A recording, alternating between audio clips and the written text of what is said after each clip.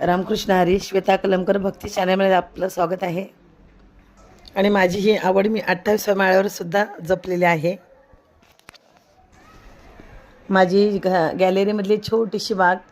या बागेमध्ये मी हे आळूचे फतफद बोलतात, काही ठिकाणी तेरी बोलतात, काही ठिकाणी गरगाट बोलतात, पण आमच्या इकडे तेरी बोलतात आणि गरगाट बोलतात. तर हे मी विकत आणले आणि ह्या कुंडीमध्ये ऑनलाईन मागवलेलं आहे मी बॅगा फ्लिपकार्टमधून.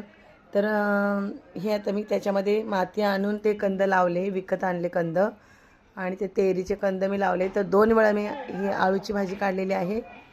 आणि हे बघा एवढं मस्त छान, आणि घरच्या घरी भाजी छान होते. आणि भोपळ्याची पण 28व्या माळ्यावरती राहतो पण झाडांची खूप आवड म्हणून मी गॅलरीमध्येच छोटीशी बाग केलेली आहे. हे बघा दिसतंय सगळं इथून. आणि भोपळ्याची पण वेळ लावलेली आहे. भोपळा बघा किती सुंदर फूल आलेलं आहे आणि वेल कशीच चढलेली आहे वरती बघा, छान वेल आलेली आहे. आणि छोटीशी बाग माझी आळूची भाजी बघा किती 2 वेळा काढली एवढी.